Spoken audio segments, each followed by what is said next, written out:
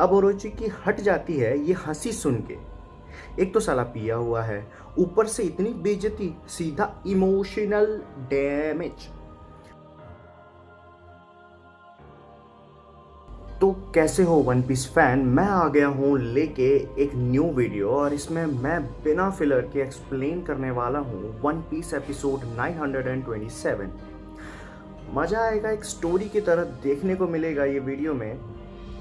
तो आओ यार शुरू करते हैं बिना किसी देरी के। तो एपिसोड स्टार्ट होता है कुछ इस तरह से। शोगुन ओरोची मस्त अपनी पार्टी कर रहा होता है, खा रहा है, पी रहा है, मस्ती चल रही है सारे सबऑर्डिनेट्स के साथ। अब जो भी बोलो है तो ठरकी ही।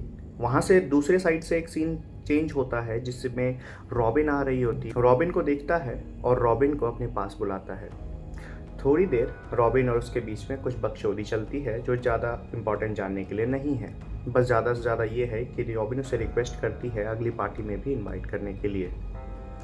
अब लड़की है, दूसरी लड़की को तो जलन होता ही है, प्रॉब्लम होती ही है, ये फिक्स बात है। तो यहाँ आती है कोमुरासाकी जो कि वानो की सबसे सुंदर वुमेन है। एंड ओरोची अपनी साइड बदल लेता है उसे देखते ही। दूसरी तरफ चॉपर को पूरी बीच पे एक बॉडी मिलती है। पास जाके देखा तो बिग मॉम होती है। चॉपर की फटके हाथ में आ जाती है उसे देख के। भाई जिससे जान बचा के भागे थे वही सामने आ जाती है। लेकिन यहाँ पे एक ट्विस्ट है। ट्विस्ट ये है कि बिग मॉम अपनी मेमोरी भूल चुकी होती है और उन सबको देखते ही सबसे पहला सवाल आता है, हु एम आई। इससे पहले कि वो ये सवाल करती, चॉपर की फटी थी, चॉपर भाग रहा था। चॉपर वहाँ सुनते ही रुक जाता है और सबसे पहले आके बोलता है कि तुम्हारा नाम ओलिन है। कहीं उसे बिग मॉम बोलने के बाद याद ना आ जाए कि वो कौन है, इसीलिए उसे दूसरा नाम चॉपर देता है। अब आते हैं ओरोची पे। तो भाई पीने के बाद वो शुरू हो जाता है 20 साल पुरानी बात लेके, जब ओडिन को मारा गया था। जी हाँ, 20 साल पहले जब ओडिन और उसकी फैमिली को मारा गया था, उसके साथ उसके सारे सबऑर्डिनेट्स को भी। अब वो बोलता है कि ओडिन की वाइफ ने बोला था 20 साल पहले कि भाई देख, 20 साल बाद तुम्हारे इस कांड का प्रतिशोध लिया जाएगा, वेट कर लियो। और बोलने लगता है कि किनेमॉन जो ओडिन के सबऑर्डिनेट्स का हेड था वो उसे मार डालेगा, मतलब सर धड़ से अलग कर देगा।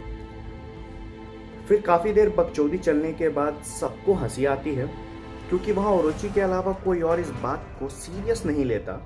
सबको लगता है कि ये फट्टू है, लेकिन भाई क्या करें, सबको हंसी तो आ रही होती है लेकिन कोई हंसता नहीं क्योंकि भाई सामने कोई सीनियर बैठा है, चुपचाप बैठे रहो। अगर तुम्हें हंसी आ भी रही है तो अपने अंदर ही रखो। तो यही सीन चल रहा होता है। तभी कुछ ऐसा होता है, एक ऐसा ट्विस्ट मोमेंट आता है जिससे पूरी की पूरी पार्टी जो है वो तहस नहस हो जाती है।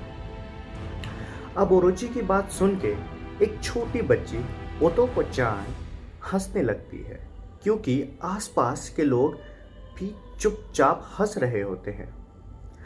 अब बता दूं, ओतोको-चान जिस विलेज से आती है वहाँ कोई दुखी नहीं होता, बस सब हंसते रहते हैं चाहे कितनी भी प्रॉब्लम हो जाए। अब बेचारी अपनी हंसी को कंट्रोल तो नहीं कर पा रही थी, तो इस हंसी ने किसी को गुस्सा दिला दिया। अब ओरोची की हट जाती है ये हंसी सुन के। एक तो साला पिया हुआ है, ऊपर से इतनी बेइज्जती, सीधा इमोशनल डैमेज।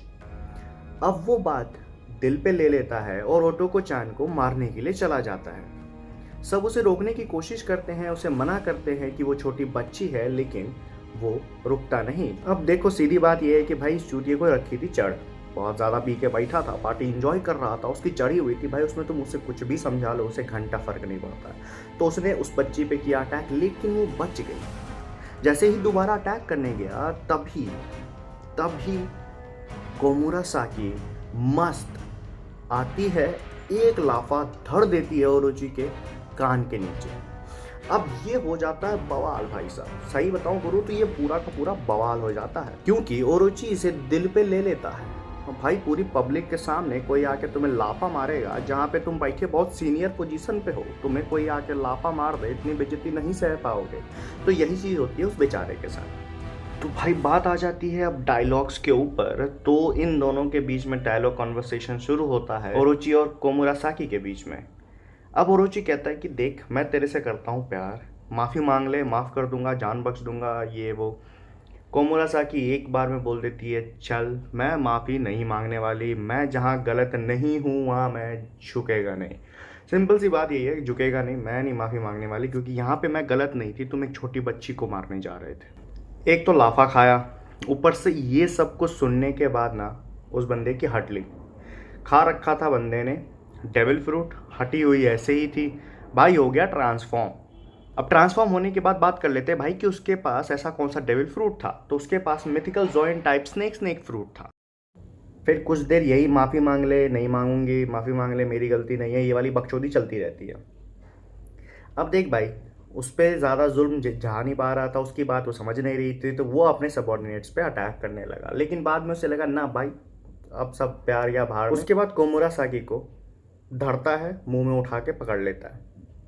अब जैसे ही वो उसको उठाता है, सबकी होश उड़ जाते हैं कि भाई ये तो गई। अब दूसरा सीन ये चलता है कि रॉबिन एक इंट्रूडर है और उसके जो ओरोची के जो निंजा वाले जितने बंदे थे, निंजास थे, वो उसके पीछे पड़े होते हैं कि भाई इसको मारो।